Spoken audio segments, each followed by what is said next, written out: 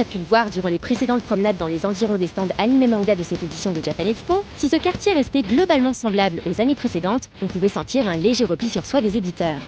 L'absence de Comic-Con a même conduit le stand Panini Comics, gigantesque l'an dernier, à se réduire à peau de chagrin cette fois-ci, avec des faux airs de stand amateurs, en proposant seulement quelques mangas. Saka Casterman, qui mettait en avant Last Man l'an dernier, lui aussi ne s'est pas déplacé jusqu'à Villepinte en ce début juillet. Tout comme le petit éditeur alternatif IMHO qu'on ne retrouvait pas non plus. Pour d'autres, rien ne changeait par contre. Le stand Taifu Ototo par exemple restait au même emplacement et continuait avec son catalogue habituel, orienté adulte pour Taifu et tout public pour Ototo. Dès l'entrée du salon, on ne pouvait manquer le stand Kiun. Le petit éditeur des débuts est devenu un incontournable du marché. L'éditeur fête ses 10 ans cette année et mettait à l'honneur Dragon Quest à l'occasion de la venue de Fujiwara Kamui, l'auteur du manga Dragon Quest Emblem of Roto. C'était l'occasion de présenter bien sûr quelques nouveaux titres comme Darwin's Game, un nouveau jeu de massacre mené par le duo Flip Flops ou encore Erased. Comme on a pu déjà le constater, Japan Expo c'est souvent une histoire d'itinéraire, de parcours et de passions vécues qui ont poussé bien des gens à passer de l'autre côté pour partager leurs découvertes. La première fois que je suis allée au stand Kiun, c'était un petit stand qui faisait 4-5 mètres de long et qui faisait une table en fait où il y avait des mangas posés. Et je me souviens, je me suis demandé qui était ce petit éditeur. Et quand on voit un peu moins de 10 ans quand même, c'était il y a 6 ans. En 6 ans de temps, ce qu'on est devenu, en 6 ans de temps, aujourd'hui on a 2 gros stands. Un stand de vente qui fait à peu près 5 fois, voire 6 fois celui qu'on a il y a 6-7 ans. Et un beau stand d'exposition. Donc effectivement c'est une belle avancée. 10 ans de Kiun, c'est 10 ans de travail, 10 ans de passion. C'est 2 passionnés du Japon, 2 passionnés du manga qui se sont dit un jour mais on ne peut pas ne pas partager cette passion et ne pas faire découvrir ce que nous on découvre nous-mêmes. Parfois ils ont des coups de cœur, ils savent que ça va être difficile. Il y a Dimension W, mais il y a aussi Bright Stories qui est un très très bel exemple de ça. C'était vraiment qui tout double. Et puis ils ont travaillé le titre, on a essayé de vraiment de le porter le plus possible et le titre a gagné Angoulême. Bright Stories de Mori Kaoru a en effet été couronné du prix Intergénération durant le festival d'Angoulême 2012. Kiun suit également une certaine tendance et organise un concours nommé le Tremplin Manga qui se destine à donner un coup de pouce à une jeune génération voulant se lancer. Kiun, donc depuis 10 ans, propose des licences japonaises et des licences coréennes aussi. Et puis aujourd'hui, elle s'est dit que le marché et les dessinateurs étaient assez mûrs pour qu'on puisse enfin voir du côté des Français ce que ça pouvait donner et quelle fusion, qu'est-ce qu'ils ont pris de toute cette culture japonaise pour faire leur propre titre à eux. Et Kiun a envie de promouvoir ça, a envie de voir ce que la création française peut donner. Le jury décidera ensuite des lauréats avec la participation de 3 mangaka emblématiques du catalogue Kiun, Mori Kaoru, auteur de Bright Stories, Shiono Etoroji, auteur d'Ubelblatt, et Tsutsui Tetsuya, auteur de Prophétie. Un autre éditeur tout jeune s'était lancé l'an dernier à l'occasion de JE 2013. Isan Manga avait alors à peine 4 mois d'existence et seulement 3 livres à présenter. Le catalogue cette année était un peu plus étoffé sur leur stand. On a 3 titres sortis récemment, donc il y a quelques semaines. On a Le Disciple de Doraku, qui est enfin sorti après 9 mois de report et pour diverses raisons. Et donc qui est un titre de Akira Ose, qui parle de Rakugo. Donc le Rakugo, c'est une forme de théâtre japonais où il y a une personne qui va jouer tous les rôles assis en kimono. Donc c'est vraiment, on plonge vraiment dans des traditions japonaises et on retrouve le côté patrimoine qui est cher à Isan Manga. On a également La Nouvelle Île de Trésor d'Osamu Tezuka, qui est le remake de 1984 d'un livre qui est le premier manga relié jamais sorti, donc en 1947. Il faut savoir que les planches de 47 ont été perdues et du coup Osamu Tezuka a redessiné de mémoire l'ensemble du livre. Donc c'est assez impressionnant. Il y a eu quelques changements scénaristiques entre temps, il a retravaillé son histoire, mais c'est vraiment un document, plus qu'un manga, c'est un document à mettre entre toutes les mains, vraiment. Et enfin, on a Kurenai Sanshiro, plus connu chez nous sous le nom de Judo Boy. On a choisi de garder le nom japonais parce qu'il ne fait pas vraiment du judo, donc c'est un peu spécial. Et on a la chance d'avoir monsieur Ipei Kuri présent sur le festival, donc, qui a fait de nombreuses dédicaces, de nombreuses choses. Ipei Kuri, c'est donc l'un des 2 auteurs du livre, avec son frère Tatsuo Yoshida. Et Ipei Kuri et Tatsuo Yoshida sont surtout connus pour être les fondateurs du studio Tatsunoko. Et comme le hasard fait bien les choses, on a profité également pour lui poser quelques questions. Un point frappant quand on aborde Kuri Ippei, c'est que la moindre question sur sa carrière fait remonter plus de 50 ans d'histoire du manga. 皆さんこんにちは、栗一平です。私は、日本の東京からやってきまして、元タツノコプロダクションで社長をやっておりました。今はフリーで、自由に創作して自分で楽しんでおります。私がですね漫画家になった機会は何ですかね、兄がですね挿絵家だったんですね。で僕は挿絵の兄の背中を見てですね、憧れて、それで東京へ出て京都なんですけども、京都から東京へ出てきて、それで兄のような何ですか挿絵家になろうと思ったんですが、どうしても兄よりも兄の作品を雑誌の時にね見るんですが、絵物語ですから挿絵ですからね、活字があるんですね。それを見てですね、それで兄の作品絵を見ると、それが見てるうちにですね、何ですか兄の作品だけしか見ない、他にもあったんですけども絵物語っていうのがね、でどうしても漫画の方へ行っちゃうんですよ。それからこの時代、これからの時代はね、もう若かったですからね、これからの時代は漫画の時代だということで、無理してですね漫画の見よう見まねで、とにかく誰にも教えてもらわないで勉強して、それで励んでですね、それでメジャーな雑誌社に、売り込みに行けばそれが通ったんですね。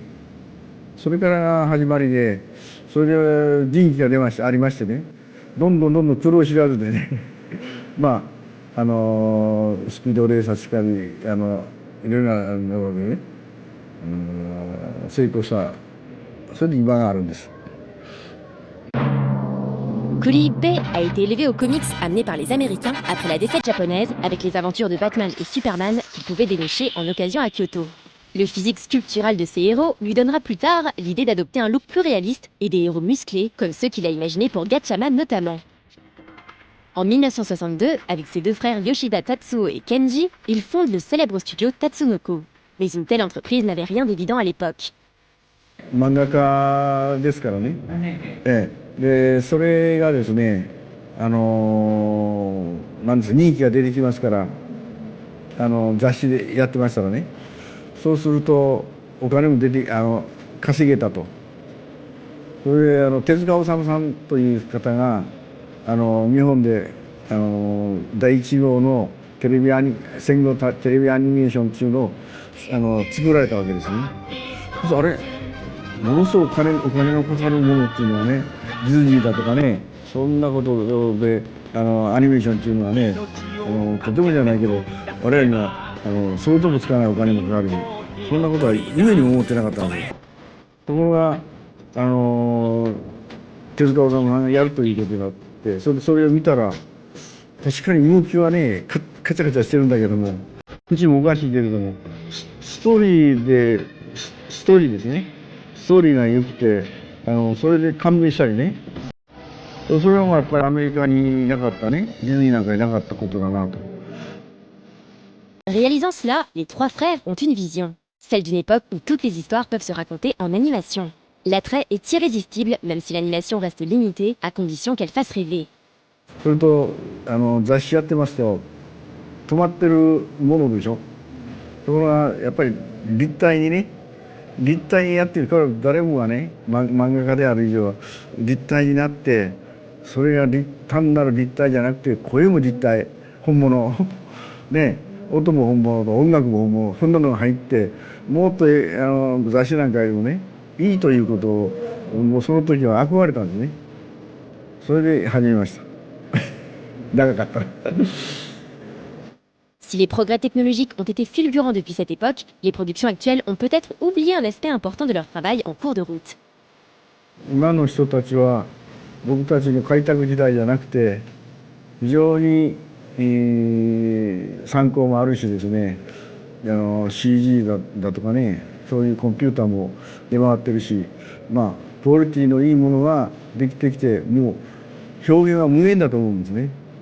だけどそこにいいものを、いいキャラクターですね、それを生まないことにはどうしてもね、マンネリになってしまうんですよ。もう素晴らしいキャラクターがポッと生まれたとしたら、それがですね 10年20年っていうのは持つわけですね。それは僕たちなんかが体験していたことなんです。ですからですね、頑張ってね、意味を持って新しいどうか、キャラクターをなり、夢のある作品をですね、若い人たちに、頑張っていただきたいな。でアニメーションは本当に夢の塊ですからね、もう表現はもう自由ですから、これはね絶対世界的なものになると思いますなんですよ。Merci Monsieur Couli pour ces quelques mots. Retour sur le stand d'Isan Manga, où là aussi, on est perdu dans ses souvenirs. Quand on disait un peu plus tôt que Japan Expo, c'est une histoire de parcours. Avant d'être éditeur de manga, je travaillais avec Japan Expo déjà depuis maintenant bientôt 10 ans. Donc en souvenir marquant de Japan Expo, je pense que en tant qu'ISA de manga, c'est vraiment les rencontres avec le public, les gens qui nous découvrent encore, parce qu'on a 1 an et demi d'existence et du coup les gens ne nous connaissent pas forcément. On est un petit éditeur, on n'a pas beaucoup de moyens de communication. Et c'est vrai que d'être présent à Japan Expo, pour nous, c'est important parce qu'on montre au monde qu'on existe. Et le souvenir le plus marquant, je pense, c'est vraiment le sourire des gens quand ils arrivent et qu'ils voient nos livres. C'est toujours aussi plaisant pour nous. Autre éditeur assez jeune qui grandit d'année en année, c'est la sympathique équipe de Nobi Nobi qui prend son temps pour se développer lentement mais sûrement. Déjà, on présente pour la première fois un manga, donc notre premier manga Pan Pan Panda, qui est un manga pour les plus jeunes. Donc ça, on est très content d'arriver à Japan Expo avec ce manga qui a beaucoup de succès tout le long du salon, donc on est vraiment très content de ça. Et donc on le présente en plus avec Pan Pan qui est là pour de vrai. Les jeunes lecteurs pouvaient en effet rencontrer le panda sur le stand de l'éditeur. Celui-ci a eu tellement de succès qu'il ne pouvait même pas se déplacer dans les allées du salon. Alors là, on a 4 ans et demi. L'année prochaine, 2015, on fête nos 5 ans, donc on devrait faire un bel événement aussi autour des 5 ans de Nobi Nobi. C'est presque 40 titres maintenant, Nobi Nobi, avec donc, nos 3 collections de livres jeunesse et la nouvelle collection de manga qu'on a lancée l'année dernière. On le voit, les éditeurs ont pour une grande majorité des anniversaires significatifs qui approchent. Signe qu'une génération entière a voulu faire découvrir le manga au public français. Une génération qui a eu les moyens, de s'y atteler à plus ou moins grande échelle il y a une quinzaine d'années de cela. Pour le fondateur de Nobi Nobi aussi, son parcours est intimement lié à celui de Japan Expo. Je vis dedans depuis mes tout débuts, même avant en tant que fanzina, parce que l'association qui a créé Japan Expo, avant on faisait des fanzines et auxquelles je participais, etc. Et on faisait les pitas, on faisait plein de salons comme ça. Donc voilà, les souvenirs de Japan Expo, c'est le CNIT surtout, les premières éditions au CNIT, avec la fameuse file d'attente qui faisait tout le tour de la Défense, de l'Arche de la Défense. Les premiers instants où on présentait au public du manga, mais aussi de la culture japonaise, parce qu'à cette époque-là, moi je m'occupais de tout ce qui était événementiel culturel, et voilà, de voir qu'en fait le public de manga aussi était réceptif à un défilé de kimono, à de l'origami, à l'ikebana, et de nous, à travers ça, de découvrir de manière plus large ce qu'on voyait à travers seulement les mangas, et quand on voit aujourd'hui le résultat 15 ans après de tout ce qu'il y a à proposer ici à Japan Expo, parce que c'est vraiment pas que les mangas, il y a vraiment une partie artisanale japonaise qui est magnifique. Nous, ça fait vraiment plaisir d'avoir construit ça. Et alors le premier souvenir en tant que Nobi Nobi, donc c'était en 2010. On avait un tout petit stand, on avait juste 3 livres à présenter, et c'était quand même vraiment très intéressant de voir que les gens avaient quand même de l'intérêt, et que voilà, le concept qu'on avait, il y avait quelque chose. Donc déjà à l'époque on sentait qu'il y avait quelque chose, et surtout en fait le public de Japan Expo, c'est un des publics qu'on apprécie le plus, parce qu'on fait beaucoup de salons à travers l'année. Ils sont gentils, adorables, à l'écoute, curieux de tout, et donc c'est un plaisir de revenir chaque année. C'est sur cette note positive qu'on termine cette balade quotidienne autour des stands animés manga de Japan Expo. On se retrouve une dernière fois très bientôt pour découvrir les derniers stands du quartier. Ce sera aussi l'occasion de poser quelques questions à l'invité d'honneur animé sur cette édition, Kosaka Kitaro, directeur de l'animation sur de nombreux films du studio Ghibli.